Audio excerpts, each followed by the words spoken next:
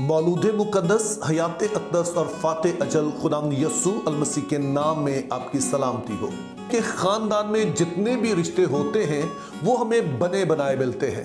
हम पैदा घर में होते हैं, हमें माँ बाप मिलते हैं, बहन भाई मिलते हैं और फिर ददियाल ननियाल और उनसे जितने भी वाबस्ता रिश्ते हैं वो हमें रेडीमेड मिलते हैं और उसके लिए हमें कुछ नहीं करना पड़ता।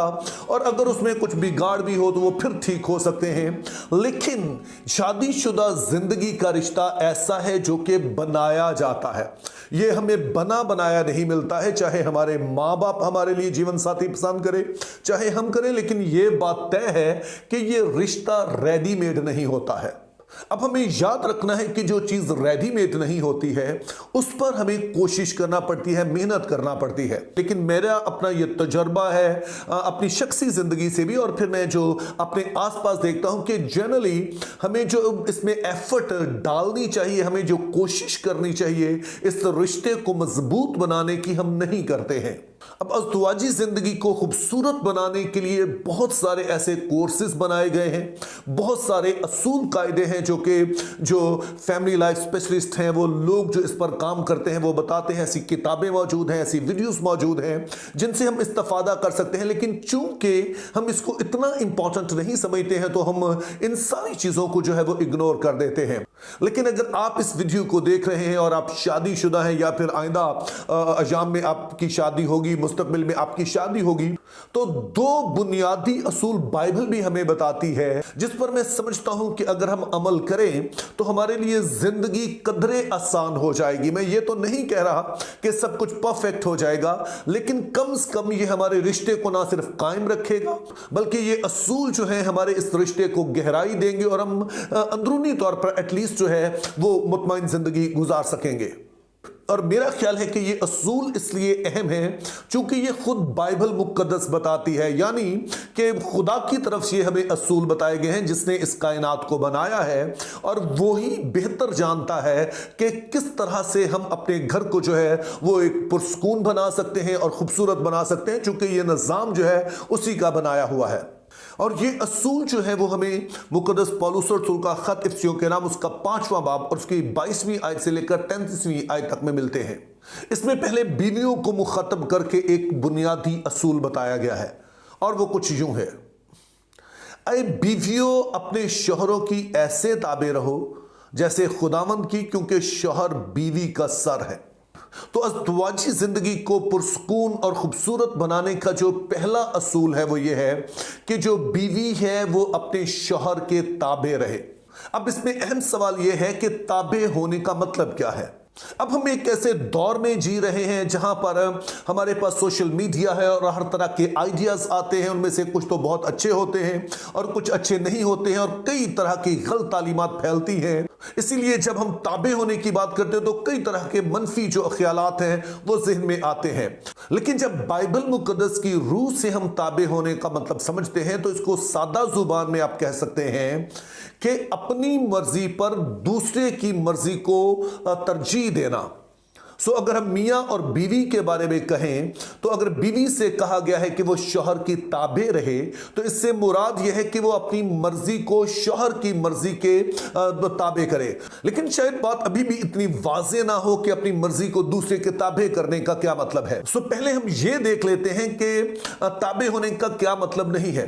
तो इससे मुराद ये नहीं है कि आप रोबोट बन जाते हैं, क्योंकि रोबोट जो होता है वो खुदकार तरीके से काम करता है, उसमें एक प्रोग्राम फिट कर दिया गया और वो बस यस यस यस करता है। हम ये नहीं कह रहे हैं। इसको आप एक मिसाल से इस तरह समझिए कि मियाँ बीवी हैं जिन्होंने घर का कोई फैसला करना है, कोई भी घर का मामला है जिसका फैसला करना है और जाहिर है दोनों के पास जहन है, दोनों के पास तजर्बा है और दोनों ही जो है वो इस पर डिस्कस कर सकते हैं, गुफ्तगू कर सकते हैं। बीवी अपनी राय दे सकती है, बीवी बता सकती है कि उसके ख्याल में क्या बेहतर है, लेकिन फिर अल्टीमेटली ये शौहर ने डिसाइड करना होता है कि उसके घर के लिए बेहतर क्या है। सो इसको हम कहते हैं कि अपनी मर्जी को दूसरे के ताबे कर देना। लेकिन आप ऐसा कर नहीं सकते हैं जब तक कि पहले हमारा जहन इस बात को कबूल ना कर ले कि शौहर जो है उसे घर की सरबराही दी गई है। सो जब बीवियों से कहा जाता है कि अपने शौहर के ताबे हो तो इसका मतलब है कि अपनी मर्जी को उनके ताबे कर देना, लेकिन रोबोट बनना नहीं।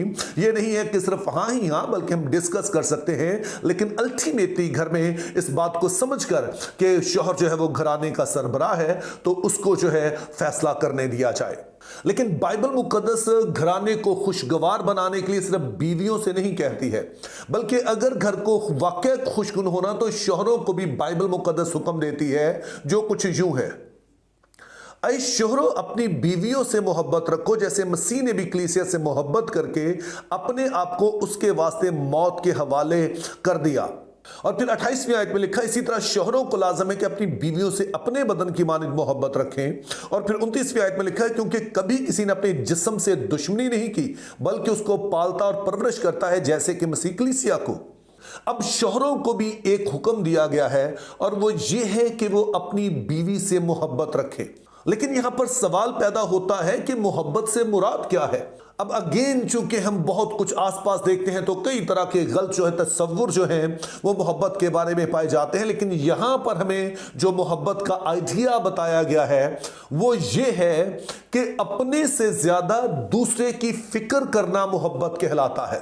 यानी अपनी भलाई से ज्यादा दूसरे की भलाई देखना, अपने आराम से ज्यादा दूसरे का आराम देखना, अपनी फिक्र करने से ज्यादा दूसरे की फिक्र करना।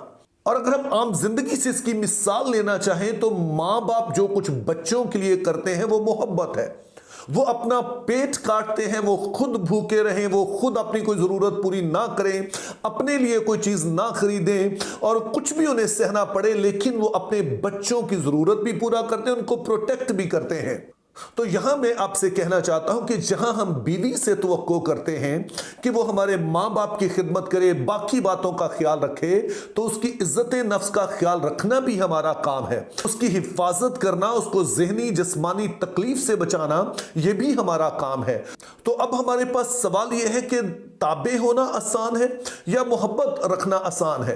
तो मेरे ख्याल में इन दोनों में से कोई चीज भी आसान नहीं है। और उसकी वजह यह है कि जब बागे अदन में आदम और हवा ने गुनाह किया तो वो खुदा को छोड़कर वो अपना मरकज जो है वो खुद बन गए। हमारे अंदर खुदी पाई जाती है तब से, और बीवी भी चाहती है, शौहर भी चाहते हैं कि मेरा हक तो मुझे मिले, लेकिन दूसरे का हक हम उसे देना नहीं चाहते हैं।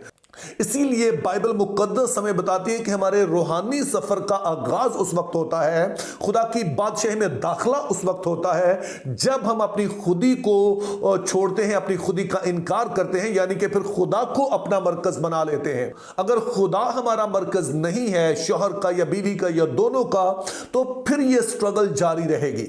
लेकिन अगर एक दफा हम खुदा के ताबे हो जाएं तो फिर शौहर के लिए भी आसान होगा कि बीवी की जरूरत को वो पहला दर्जा दे, उसे मुकद्दम समझे, अपनी जरूरत से ज्यादा उसको मुकद्दम समझे, उसकी जरूरत को मुकद्दम समझे। और बीवी के लिए भी आसान होगा कि वो उसके इख्तियार को अपनी जिंदगी पर तस्लीम कर सके। सो ना ताबे होना आसान है और ना मोहब्बत करना आसान है, लेकिन हमने ये याद रखना है कि मसीह में होकर हम सब कुछ कर सकते हैं। और जब हम करेंगे तो फिर एक खुशगवार फैमिली लाइफ जो है वो हमारी मुंतज़िर है। खुदा मुझे, आपको और हम सभी जिन शादीशुदा हैं, जिनके जीवन साथी हैं, हमें ऐसा करने का फजल अता करे। Think biblically, live purposefully, have a very good day.